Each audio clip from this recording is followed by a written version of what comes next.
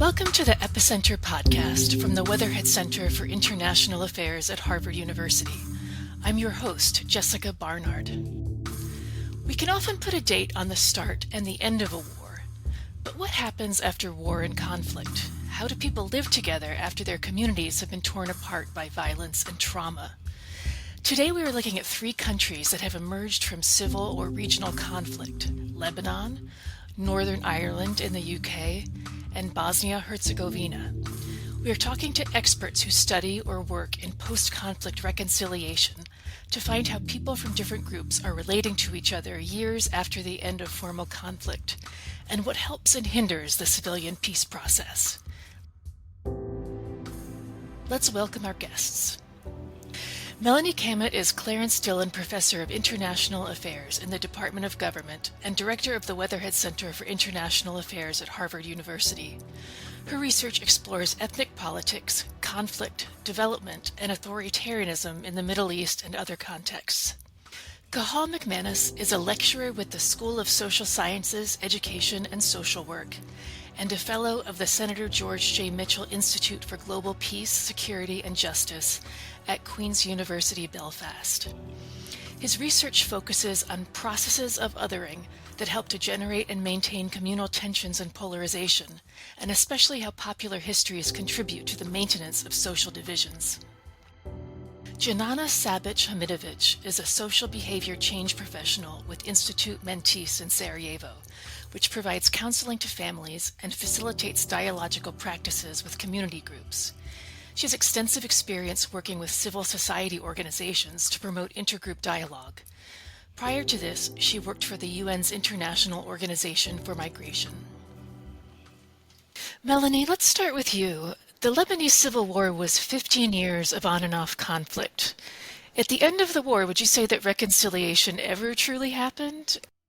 Well, thanks so much for having me on and for this question. I would say, first of all, a kind of 30,000-foot comment, which is that reconciliation, depending on how we define it, is incredibly hard to achieve. And coming out of violence is particularly difficult because violence politicizes identities when it's waged in the name of those identities. So it's incredibly difficult to achieve reconciliation. And if we take a deep understanding of reconciliation, whereby members of different communities view each other as equally deserving of compassion and humanity and human treatment, and as equal victims in a conflict, then it's virtually impossible to achieve reconciliation immediately after a violent conflict. And one could even argue that it takes decades upon decades, if not longer. But that said, let's say we're taking a sort of more short-term kind of pragmatic understanding of the term reconciliation, whereby people coexist, learn to live together, perhaps don't agree with each other, don't share the same narrative of the conflict they're coming out of, but again, agree to live side by side and engage in minimally productive exchanges with each other. Then even that, I think, is difficult to say has occurred in the context of Lebanon. And in many contexts, it takes a long time. It's not just a question of signing a parchment paper peace agreement. It's also a question of elite and mass level changes. At the mass level, people again need to recognize each other's right to exist and even agree to disagree. And at the elite level, politicians and other forms of elites need to be able to work productively together.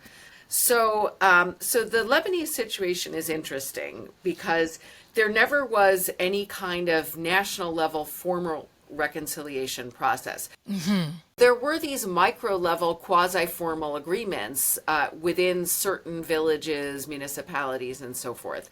But in some kind of national framework, you never had a reconciliation process the way we know of it when we think about the South African case or Rwanda. And by the way, those cases, which are considered paradigmatic, particularly the South African case, are contested. Not everybody agrees in their efficacy and that they've worked, depending on how you define success. But certainly in the Lebanese case, you haven't had this, and scholars of transitional justice in Lebanon consider this a case of active collective amnesia, where political leaders don't go and try to reconcile in any systematic way. Before we get to the elites, can you remind us who these main identity groups are in Lebanon?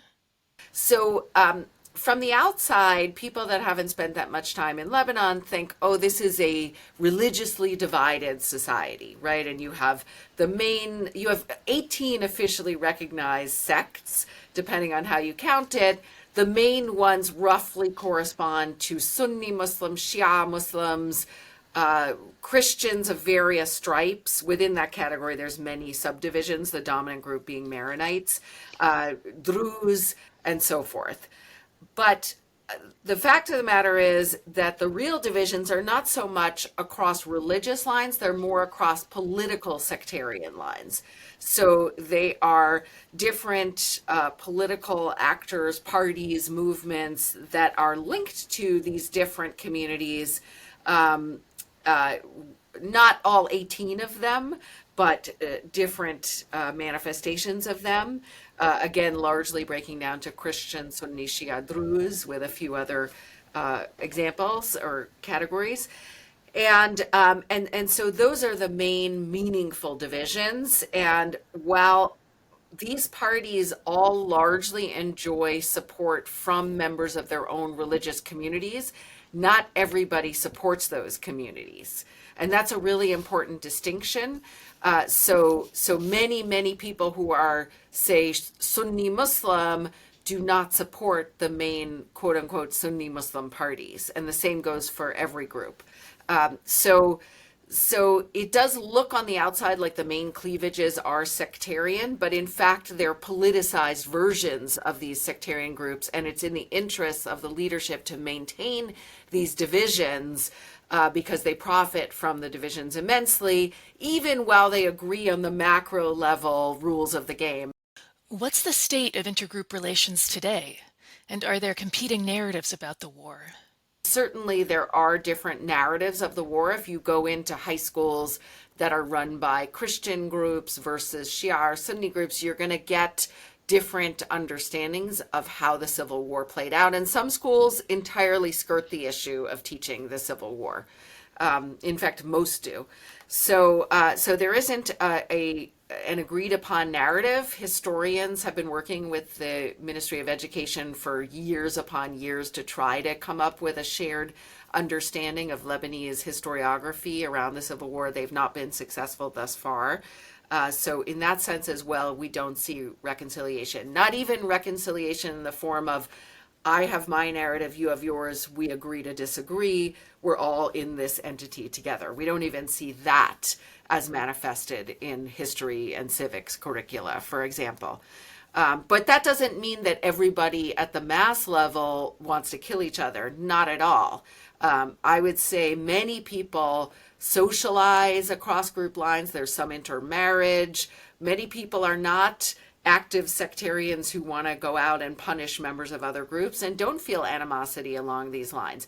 The final point I'll make is that the recent war and continued Israeli bombardments are definitely creating tensions in the country that sometimes look a little sectarian, although they too, I think, are very much tinged with politics.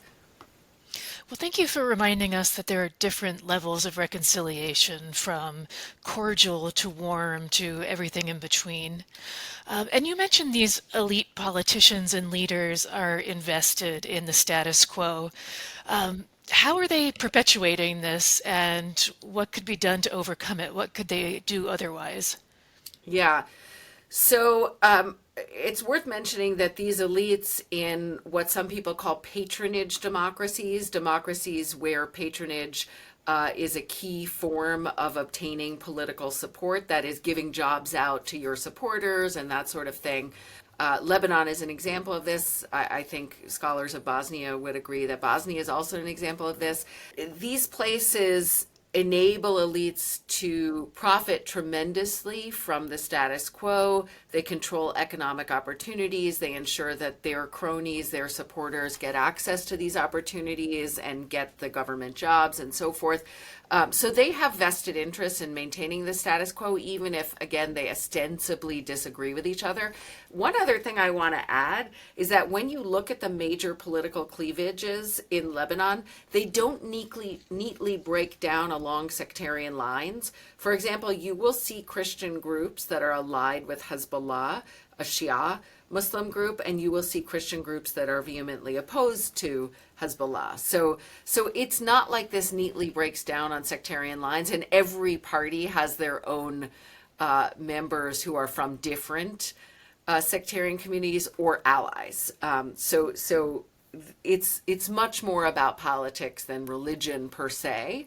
And so they perpetuate these tensions in order to perpetuate their own power. How do they do this? They do this materially by doling out economic opportunities, jobs, and so forth, as I've already alluded to. They also do this by playing on fears and sectarian threat. And this is where it gets a little bit murky and where some people might push back on some of my comments saying that this is really not about religion. I would still maintain it's not about religion. But people are activated by perceived threats. That is extremely well established in social psychology. And many people feel threatened in an unstable area with, full-blown war that was raging for many years next door in Syria. And of course, the region is on fire. The Middle East is on fire. And so it's easy to mobilize people along the lines of fear and to say, look, you are getting targeted as a member of this community. And lo and behold, you've had ISIS targeting Shia Muslims and Christians and so forth. So there's a lot to play with out there that political elites can use to their advantage. So if you feel vulnerable, you're more likely to believe the narratives you hear. When you don't feel that your state is providing social support and other forms of security to the population in an unbiased way, you are easily susceptible to these mobilizational narratives that you are under threat by your political leaders. And then to get to your last question, how can this be overcome? I think that's the $1 million question. I'm trying to write a book on this right now. Frankly, it's unrealistic, at least in the case of Lebanon, I think, although I could be proven wrong tomorrow, to think that this system will be overthrown overnight and dismantled overnight, and that capable state institutions that provide socioeconomic and physical security for everyone are going to be constructed. So it's probably a more incremental process. And I think the key is to focus on what can incentivize political and other elites to behave more nicely, to stop whipping up the fear and insecurity, to allow more intergroup collaborative exchanges that don't cue on sectarian or ethnic differences, that cue on shared interests and so forth. So that, to me, is where we need to be looking. And that may have to involve some external influence as well as domestic incentives. Whether the world is there right now, I'm not sure. But I do think that this is something that requires external support as well as domestic dynamics. Thank you, Melanie. That's a really fascinating look at a complex situation. I'm going to move on to Cathal and ask some questions about Northern Ireland. For background, the Troubles of the 1990s refers to the violent conflict between the two groups identified as Protestant Unionists, Loyalists on the one hand, and Catholic Republican Nationalists on the other. In many ways, Northern Ireland is farther along in the reconciliation process than the other two countries we're talking about. Despite a relatively robust peace that followed the Good Friday Agreement in 1998, you write that Northern Ireland is still a deeply divided society. Can you give examples of what you call banal sectarianism? Yeah, sure. And thanks for having me. I think the starting point particularly when we talk about Northern Ireland, is to acknowledge and to recognise that there has been a lot of progress here since the agreement in 1988, as you say. But we are living in a society that continues to be bitterly divided. It's certainly not as bad as it was, and we continue to progress on a lot of things. But when you look at things like education, we're still sending our kids to predominantly one side or the other schools. Very often we are still divided in terms of where we live, in terms of the housing. We're divided on the types of sports very often that we play, the music that we listen to. So everyday sort of activities, the banal activities, if you like, those are where we are still living in a relatively divided society. There's a lot of work to do to try to break down those particular divisions. And we continue to be divided for a variety of different reasons. We have had, I think it would be, no exaggeration to say that our political leadership has provided some example of good practice in terms of showing leadership in terms of trying to break down barriers, but it has been relatively inconsistent. Other factors start to take on an almost sort of political connotation, and you're seeing that on issues around, for example, developing the Irish language, for example, where one group is looking to try to protect and enhance the Irish language and Irish culture. For others to do that is actually part of a strategy to undermine the Britishness of the state. Where we talk about equality, cultural equality, for one side that is about equality, supposedly for the other side then that represents a threat. So there is still a lot of trust building that needs to be done within Northern Ireland society, and I think that our efforts to address that distrust has been relatively inconsistent. There has been some very, very good projects, there has been some very good efforts, there has been good policy devised, but unfortunately I'm not so sure that the full implementation has been as impressive as what the intention was behind the policy. So if you have this inconsistency on the political level, you seem to view individuals as having a strong influence on changing social norms. What do you think individuals can do, and what can't they do?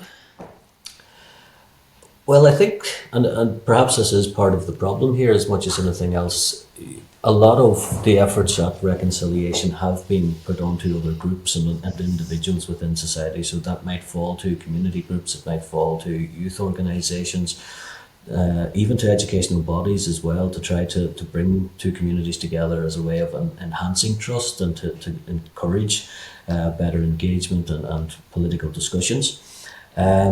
And we have seen some very, very good examples and some good practice at grassroots level of getting people involved in cross-community work.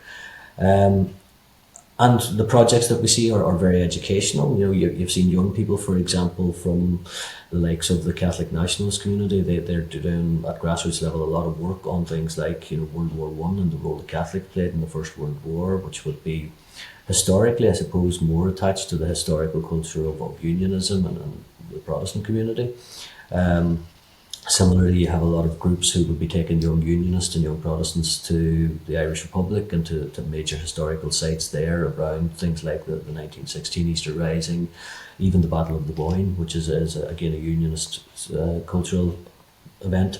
And we can see those types of projects having a real impact for those that participate. The problem is that those projects aren't supported in a way that has a real longer term impact. The funding is very obviously piecemeal, or very often piecemeal. You'll get particular funding for projects to run, and then they won't be followed up in any meaningful way. And so the groups that we see trying their best to work at grassroots level, they're constantly having to run around trying to find new sources of funding, trying to find new ways of keeping projects going, of keeping the relationships going that they've developed in the first place. So it's a real struggle. So, there are pros and cons to this, and there is, as I say, always good work going on, but we need something a little bit more longer term, something a wee bit more ambitious perhaps at times. We are starting to see that in various levels. So, for example, you do have the Shared Education Project, which is trying to develop closer ties between schools and the Catholic schools and Protestant schools, where you are building up relations. So those more official type of initiatives. There are certainly things like that happening. Can you tell us about some of the youth programs you've been involved in specifically? Because these programs have young people that weren't even alive in 1998. So are they able to bridge this divide? The hope is yes, but you do always have to factor in that there is an awful lot of intergenerational trauma that is associated with the conflict. A key thing for us is trying to address the types of divisive and divided types of histories that young people grew up in, politics that people grew up with still. So the language that we have at a time of conflict often makes its way into periods of peace and into an era of peace. And so it's trying to get young people to sort of rethink, I suppose, what it is that they themselves claim to stand for.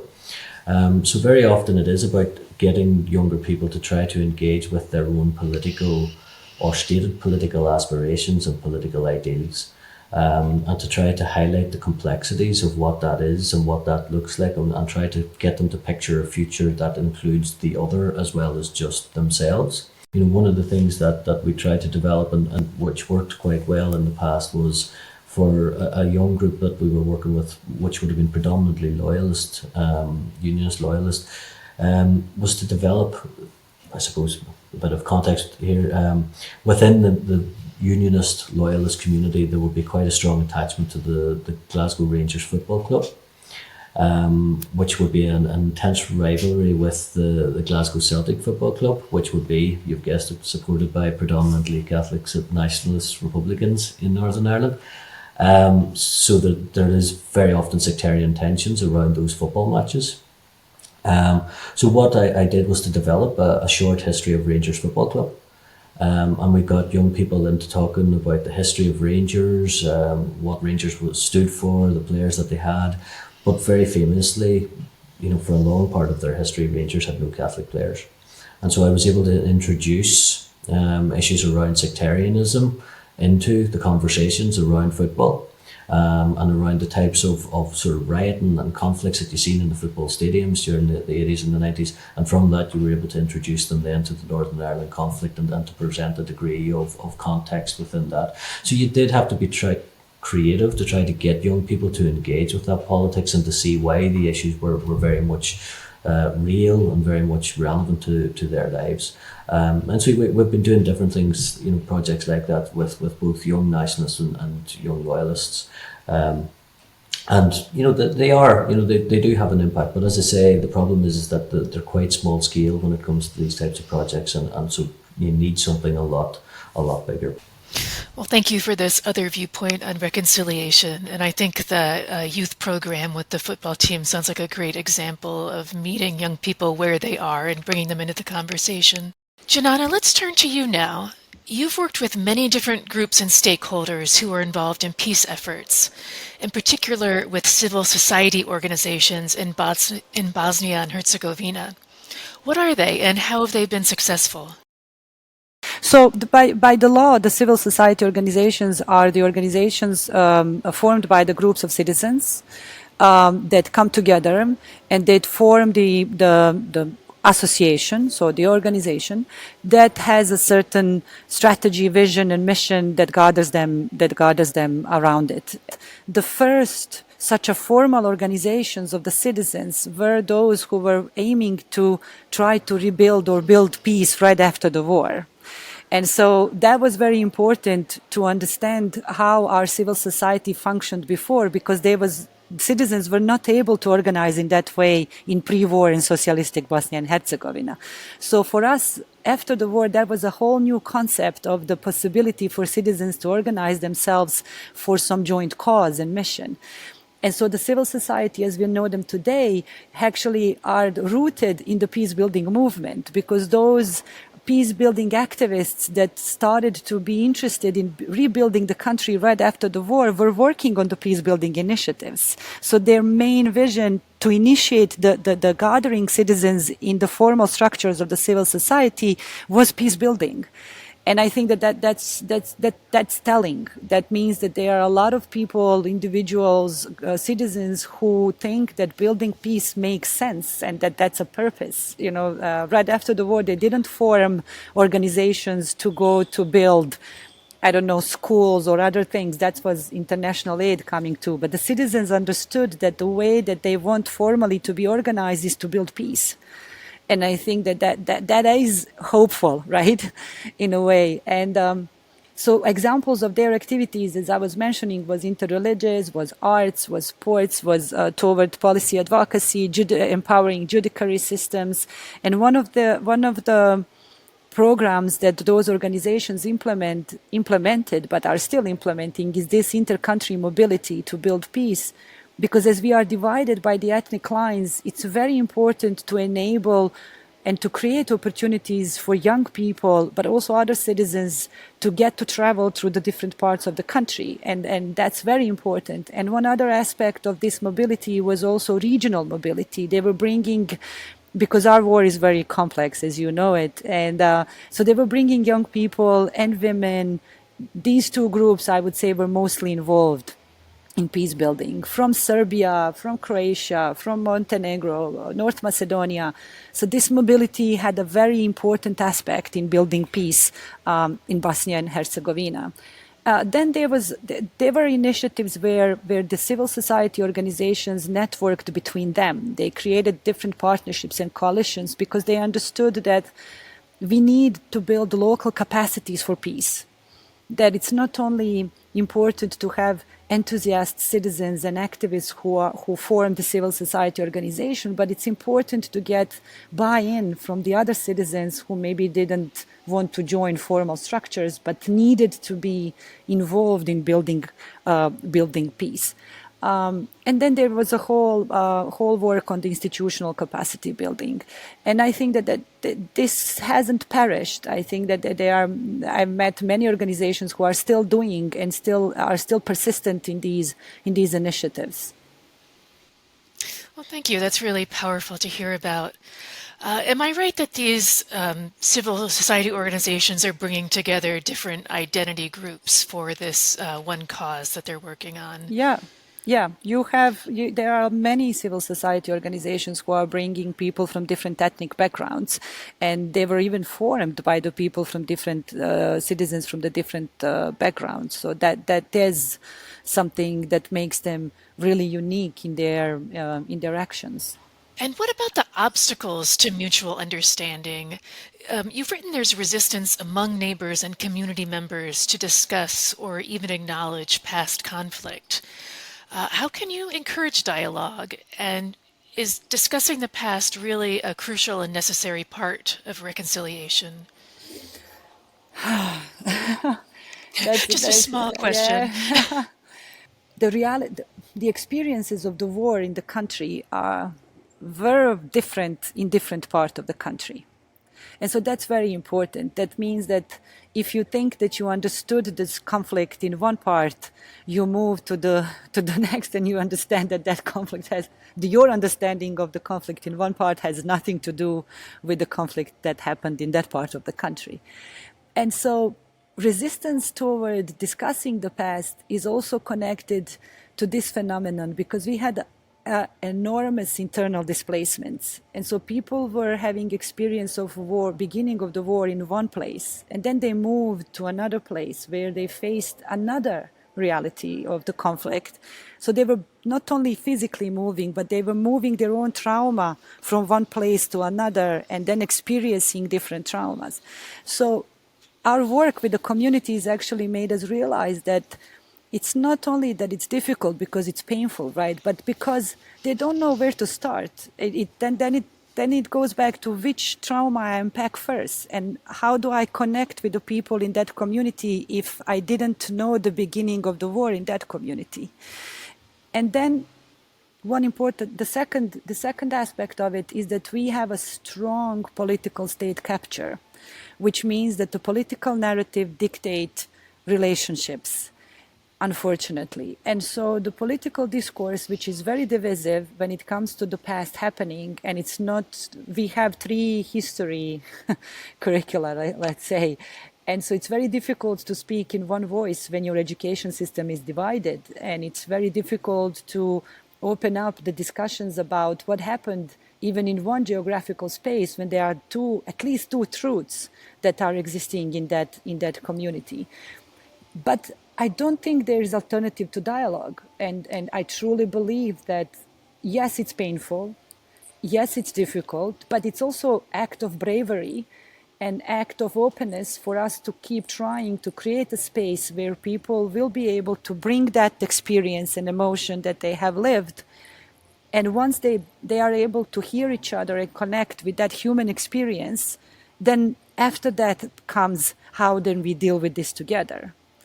So yes, it's difficult, but I think that that's the path. Otherwise, what's the alternative?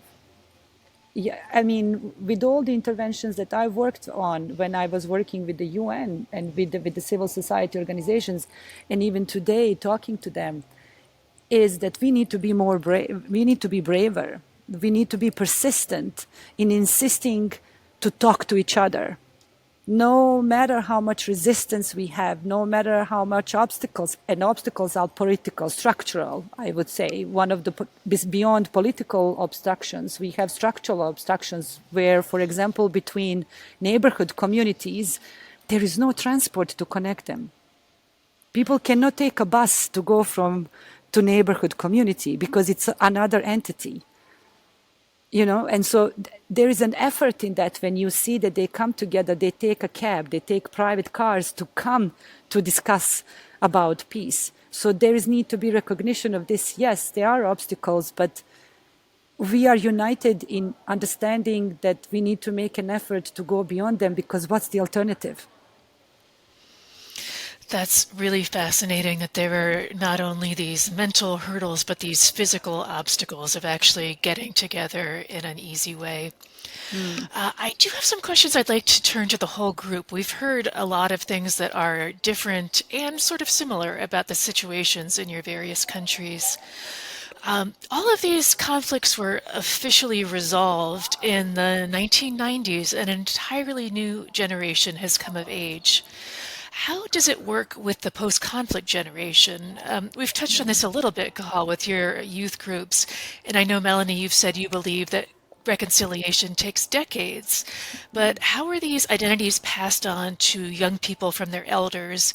Or are young people showing signs of being ready to move on? Maybe, Dženana, would you like to go first? Yeah, thank you. Recently, we had Peace Vibe Fest organized with young people. Was that Peace Vibe Fest? Yes, yes. And the message that they created after the 3 days that they have spent together is, the future is ours and it will be peaceful. And for me, that was very powerful.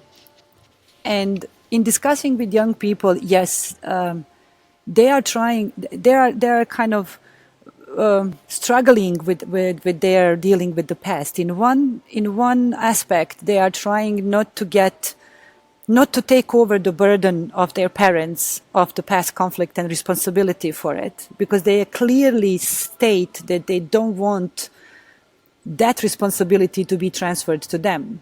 You will hear a lot of young people saying, well, I wasn't even born during that conflict. It was not my conflict. I didn't participate in it. I didn't initiate it.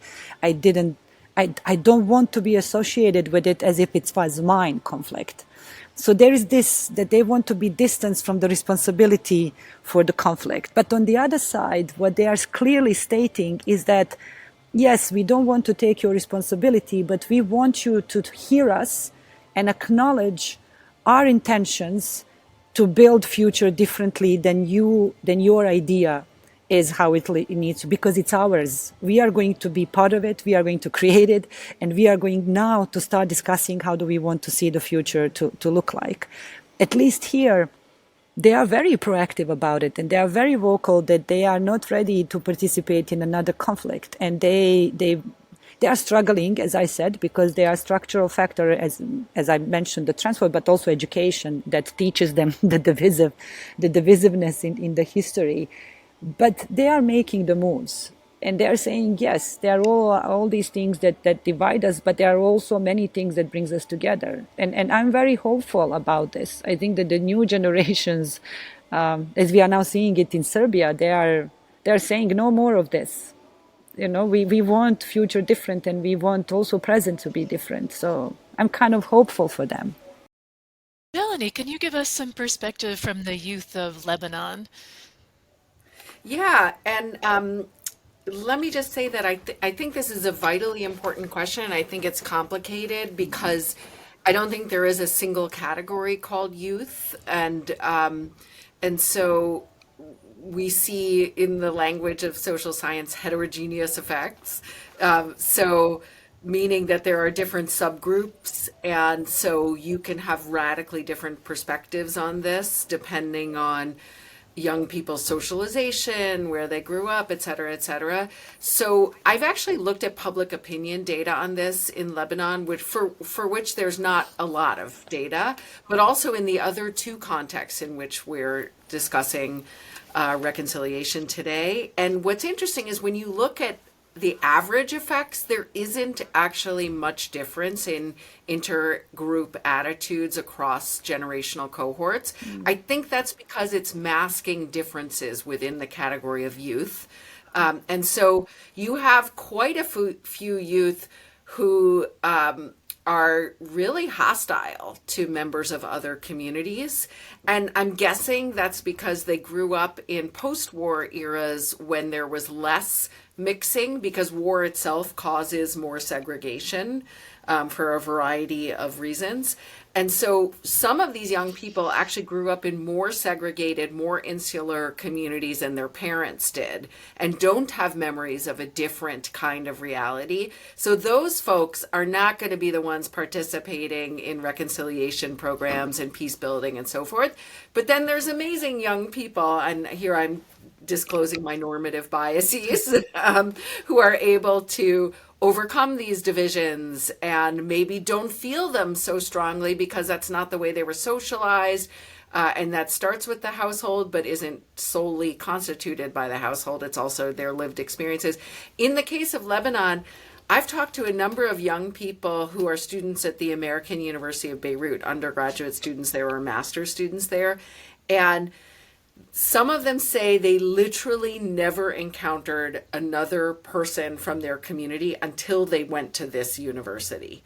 And they are not the majority by any stretch of the imagination. They're the intellectual and or socioeconomic elite. So that suggests that there's quite a few of their peers from their neighborhoods, villages, towns who are still never meeting anyone from another community. So I think there's just a huge variation in experiences. And there is definitely something to the famous contact hypothesis, whereby when you have contact with members of other communities under optimal conditions that are well specified in this literature and still being examined, then you are more likely to have positive attitudes towards members of other communities. But you have to get yourself in that position to begin with. And many people are not in that position. And so that's why I think there's a lot of divergence, and probably why I find no differences cross-generationally, because they're wiping each other's effects out. So there's young people of many different persuasions. Cathal, would you like to say more on this? I know you touched on intergenerational trauma before.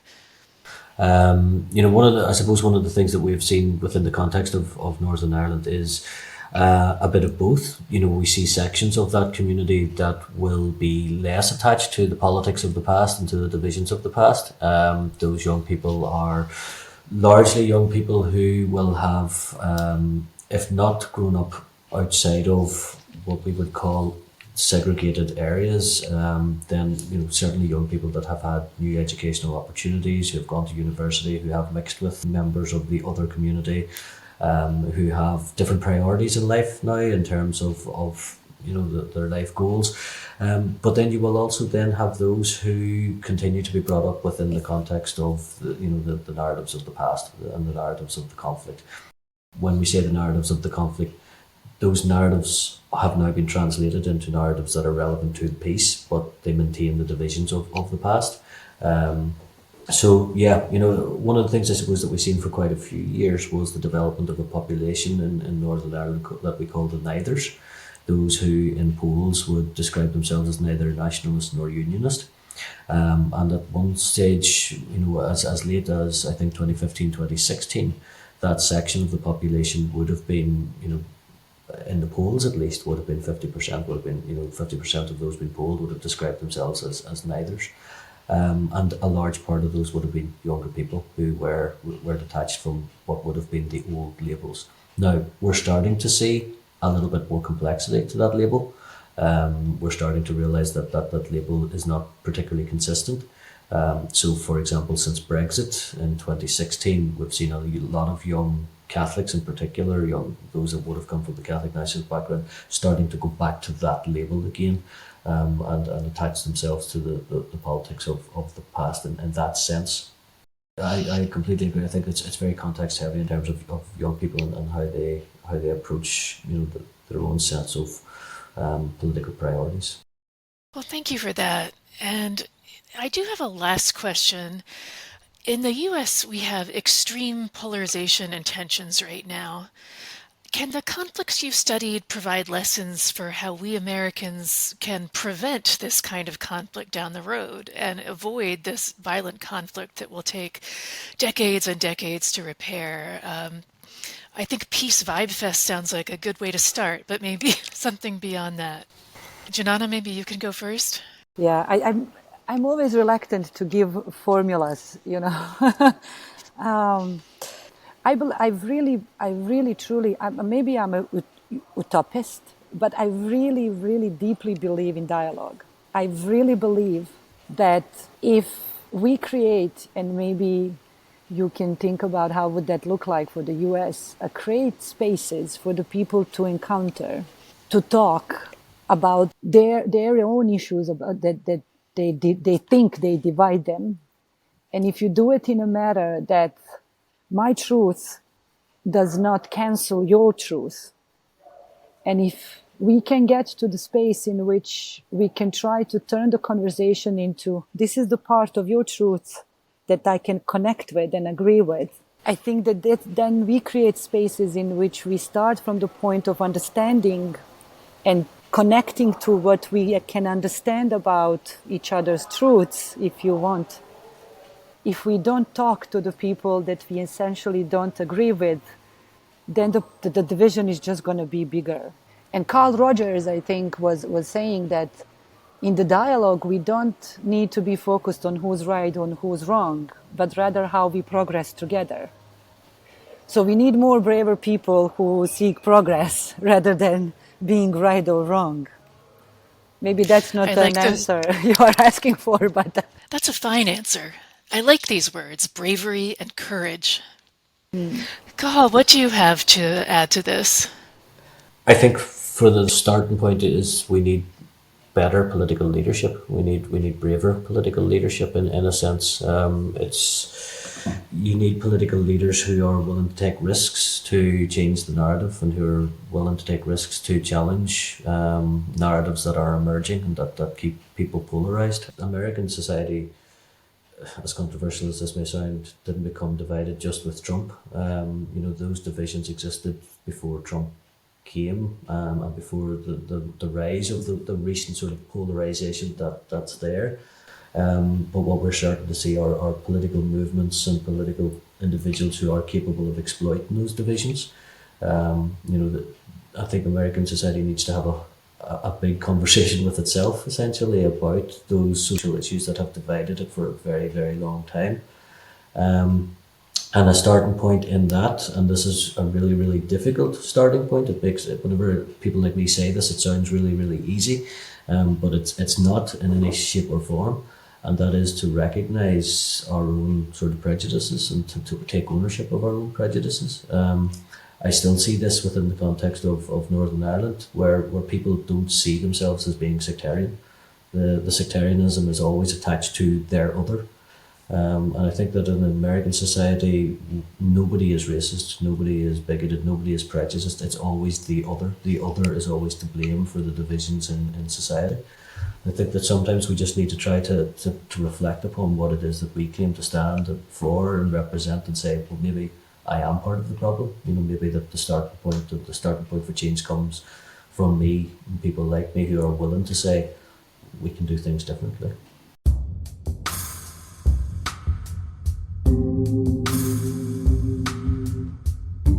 Well, thank you all so much. This has been a really illuminating discussion about these similarities and differences between your countries in seeking reconciliation.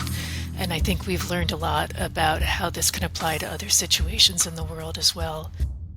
One thing that's clear is it takes a long time and consistent effort to overcome the divisions in a post-conflict society. Many thanks to our guests and to our listeners. This is Jessica Barnard signing off from the Weatherhead Center for International Affairs at Harvard University. Please subscribe to the Epicenter podcast to keep these important conversations going.